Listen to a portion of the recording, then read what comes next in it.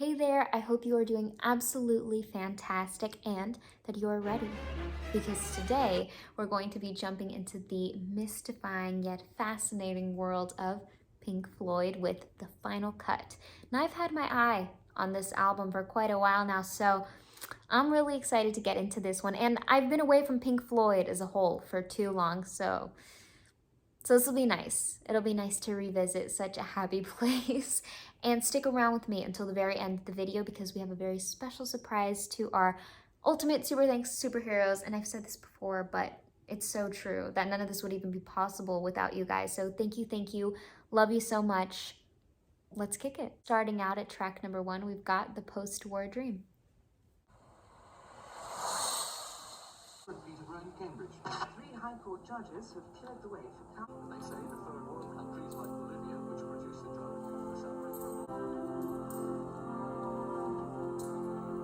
I have to stop it there before we get too far into a vocal, or before the vocal even kicks off, because I just want to sink in the familiarity that they've provided for us so far.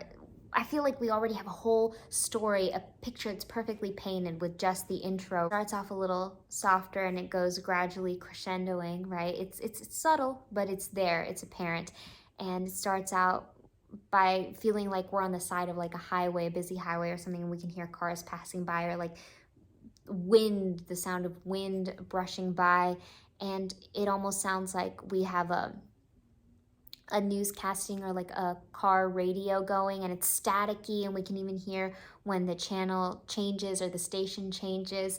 And it's talking about like nuclear wars and fallout shelters and all that. There's a melancholic tone over this because although we've touched on a lot of non-musical elements that are incorporated into this musical intro, there is some music that's added, a little bit of some ambiance, a little effect, and it's a little yeah, it's a little melancholic. It's not super happy. It's kind of nostalgic, which is funny because that's exactly the experience I'm feeling right now. Nostalgia for jumping back into this world. Tell me true, tell me why this the daddy died.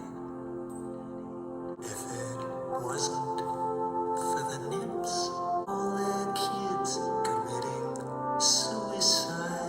There seems to be this effect going on down in the instrumentation that makes the music sound so far away, and that contrasts beautifully and completely with the vocal, which feels very right here. It feels very forward, very focused, very clean. Like there's no distance between our ears and the voice. So the music is like a distant memory. And then, you know, also the lyrics are very, very heavy and deep and sad. But then the incorporation of that horn-like element, the horns, it kind of has the same effect as one of those bagpipe songs that are played at funerals. Very somber. Maggie, what have we done?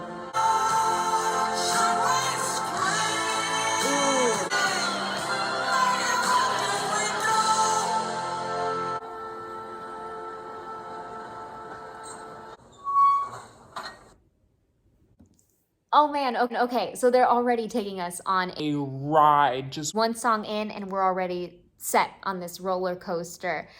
So, you know, it had that very heavy, dragging, low, down in the dumps intro, and it kind of took place through the majority of the song. I'd say about like 77% of the song was in that place, and then it kind of picks up a little bit with this double layering in the vocaling. Like we have like this the layering doubles.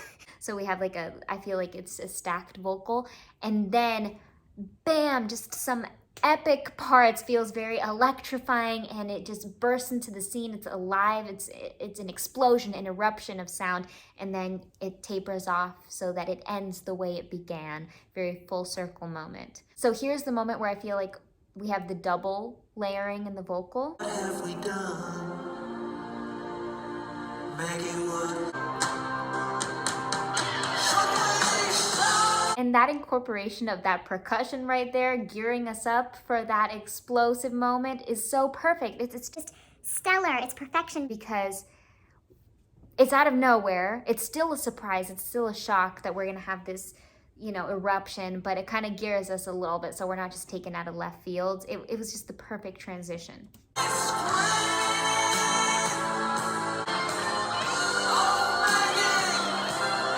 Electrifying. And I think this little moment right here is my favorite moment of the entire song.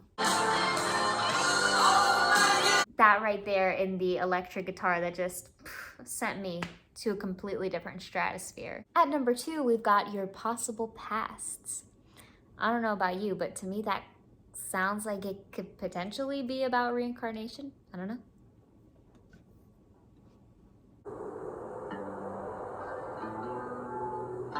Your possible pasts. Of their possible future. Already such a drastic difference in the tones that have been set with the first song and this one. Here it feels like the delivery of the vocal alone feels more country, a little more acoustic, but just the vocal, just looking at that. Then when you look at the broad spectrum of the entire music behind the voice and lifting it up, we have a lot more prominence than in the song before, at least at the beginning, in the first half of the first song. It's very forward. We have that guitar there, a very menacing and powerful bass guitar that is influencing the direction of this song and making it very, very intriguing and very interesting. Exciting, the pop is entwined. I love those familiar, beautiful, overarching overtones, just stellar, high-pitched, vibrating at such a beautiful and celestial frequency.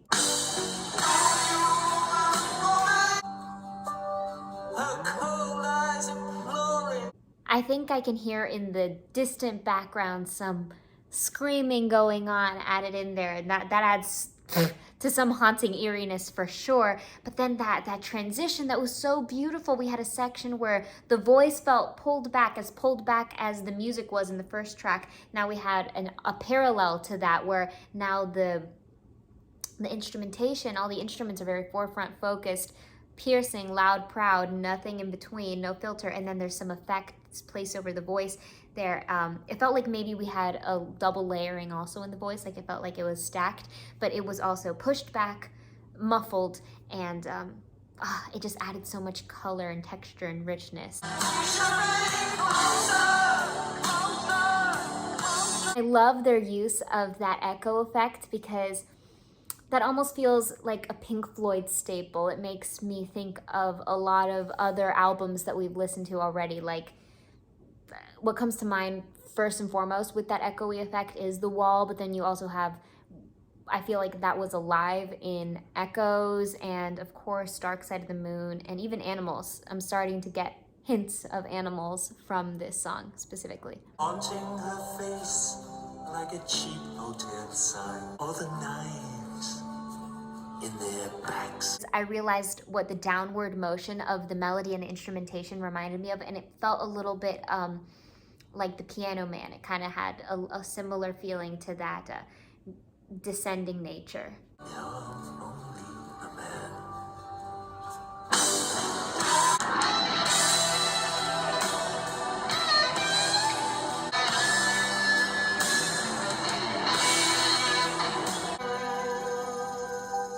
By the code and religion of our possible past.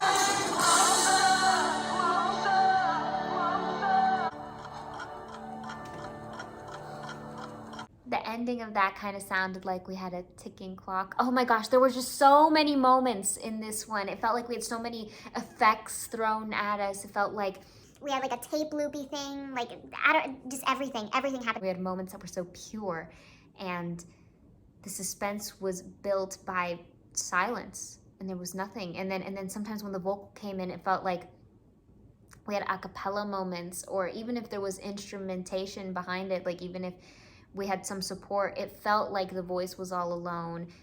They did a really great job at singling out different elements. It felt like at times the guitar, the way it broke through, it felt like that was isolated, and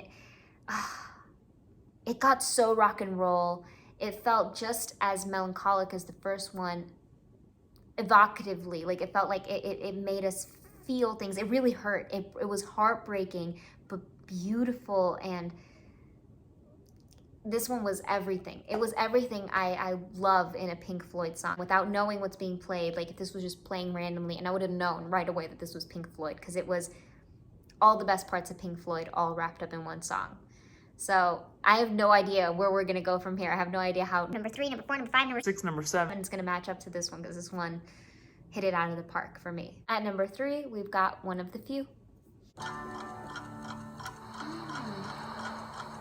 I like that One of the Few picks up right where Your Possible Past leaves off. So goes right number 2 into number 3, seamless. I love the way that guitar is played right there. You could tell that that's a real virtuoso playing it, because there's so much restraint, there's so much stillness, but there's also so much power, and it has so much gravity and weight, every single note. It's played with this delicate, gentle touch, yet it is heavy, and it does have power, so much skill and so much talent to find that balance in there. When you're one of the few to land on your feet, or make 'em me, or make 'em you, make 'em lay down and die. So I feel like we've arrived at the most haunting and eerie moment yet. This also kind of reminds me of being in theater troupe, because I was in a musical improv theater troupe, and the way that it laid out is that we had like an intro song, a hero song, a setting song, and a villain song, and this one kind of felt like that villain song, that moment. And that had to do with so many different elements that were going on with this song. One of the aspects was the descending nature of this song, which completely contrasted the descending nature that we talked about with the song before, where it kind of had a more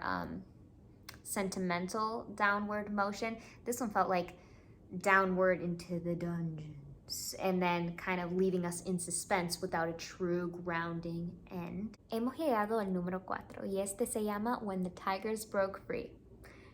Y lo que me da risa es que acabamos de hablar del teatro y mira el título de este.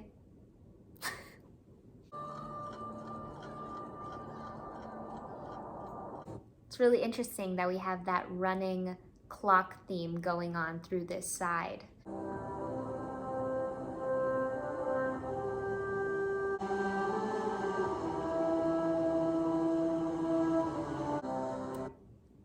So far, it's so grand, and this round openness feels very ceremonial, feels like a choir or an orchestra, or this big moment. We have these horns that sound very faint, and like they're vaguely there, and they kind of get pulled back and back and back. It feels like they're actually decrescendoing as this is going on, like there's a diminuendo.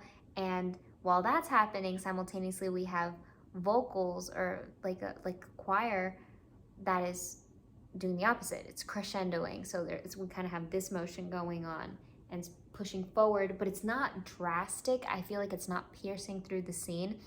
It's almost existing in the same exact plane, these two, where there's still this effect or this filter that feels distant, or like there's something in between blocking the sound, like a wind, like it's almost like we're experiencing this outdoors or outside. When he asked that his men be withdrawn, held back the enemy tanks for a while,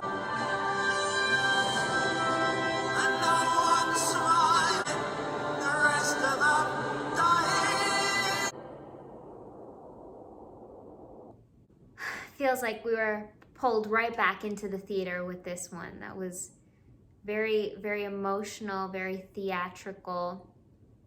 Felt like the delivery was almost very regal, very speech-like, and we had those epic moments where we had really tight percussions that served as little transitional devices to get us to the next verse or to the next stanza, and that was it was executed with so much skill and precision. And we had those higher overarching, higher pitches in the orchestration that went on. That was so beautiful. Some horns and the way it all came together, the strings and everything, it was very, very beautiful. Definitely had an air of superiority. It felt like we were listening to royalty delivering a message. And the story continues to unfold with number 5, The Hero's Return.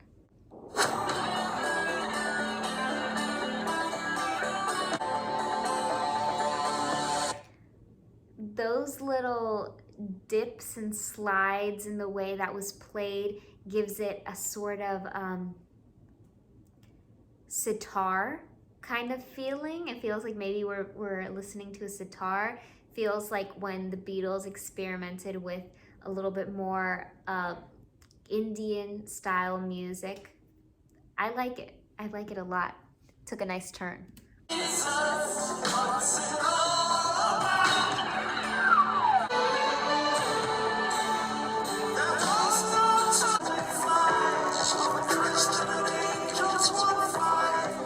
Okay, we just have so many things going on at the same time, all these clashing elements. There's the fact that it did sound like perhaps there was a sitar, or maybe this is just a guitar being played a certain manner, a certain way to evoke that kind of feeling, to make it seem like that. Because, I mean, yes, we are dealing with insanely talented musicians here that can allow any instrument to sound like another one, just the manner that it's played or the notes that are being played, or just a culmination of both with the mixture of everything else that's happening, because we have all these other effects that are going on too.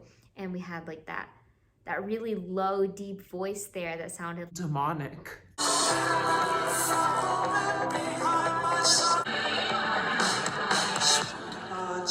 And then there, it felt like we also had like a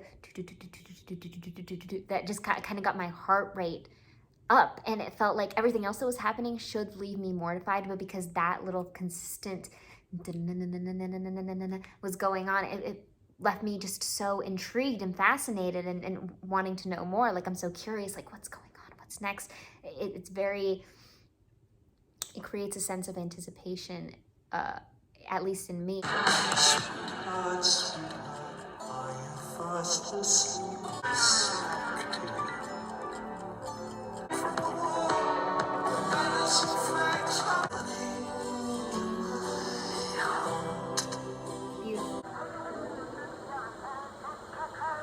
Oh, yay. Okay, I liked that one. Yeah, I'm sticking with it. That was very rock and roll. Our penultimate track is number 6, The Gunner's Dream.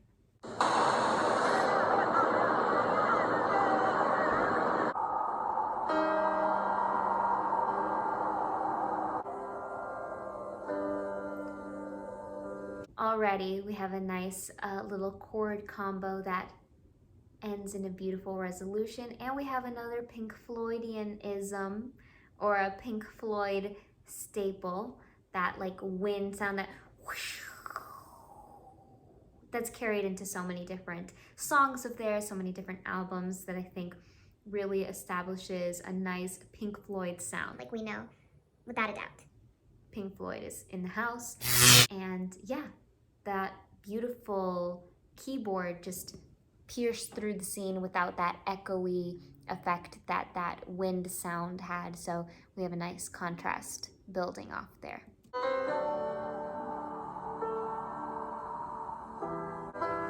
Memories come rushing up to meet me now. I had a dream. Goodbye, Max. The teardrops rise to meet the comfort of the bed. And hold on to the dream.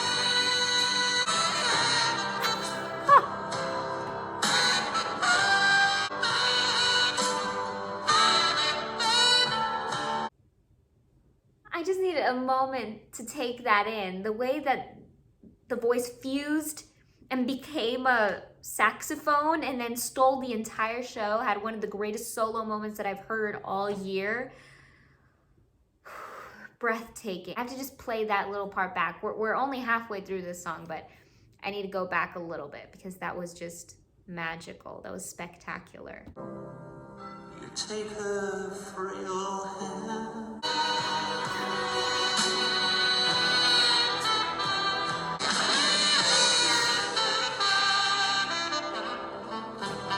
Where old heroes shuffle safely down the street.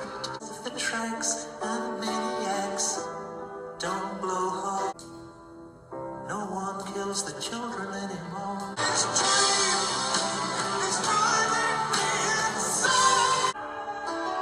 What's done is done.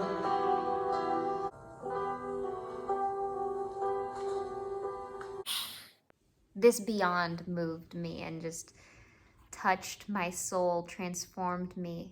I can't tell what my favorite sections were, whether they were the loud, piercing ones or just the ones that were so still and quiet, because they both contrasted each other enough to create such a shocking reaction whenever, you know, we had that switch. And the way we had the first scream bleed into the saxophone, and it felt like it just took flight and it created a new life, it transformed. And then the second time we had that scream, it just kept going and continued on and bled into the next verse, and we could hear it well into the next verse. It blended in. Everything about The Gunner's Dream was spectacular, sensational, and I know the second song took my breath away, and there were so many moments and everything else, and we're not even done. We still have number 7 left. I don't think I want this side to ever end, but we're at the 7th and final song, Paranoid Eyes. Button your lip and don't let the shield slip. And if they try to break down your disguise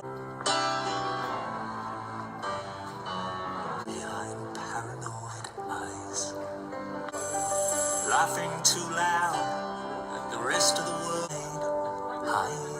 hide, petrified eyes.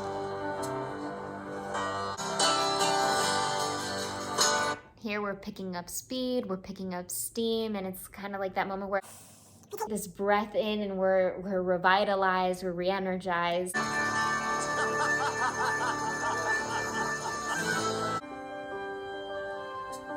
Now you're lost in a haze, it's too high. Fine brown and mild eyes. That was so beautiful. I love the motif of the downward sequencing, just that downward motion, the way that it was portrayed here in Paranoid Eyes. So sensational. Oh my gosh, how am I supposed to recover after a side like this? It's like we got to get on side 2 immediately, right away next. Thank you for taking this journey with me tonight. It was very impactful. I want to take a moment to sincerely, truly, and deeply thank our Super Thanks heroes. Thank you to Jerry Manas, Sweetish Jeff, Bob Charles, Rob K, and Mr. B. And to our ultimate Super Thanks superheroes, I love you guys. Thank you so very much to Marissa Martinez, our MVP. Thank you to Kevin Megahan. Thank you, Paul Edwards. Thank you, Richard Olsen. Richard, Paul, and Kevin. Your kindness is something sent from heaven up above. I send you billions of wishes of peace and of love. And dear Marissa, thank you. You're the shining star.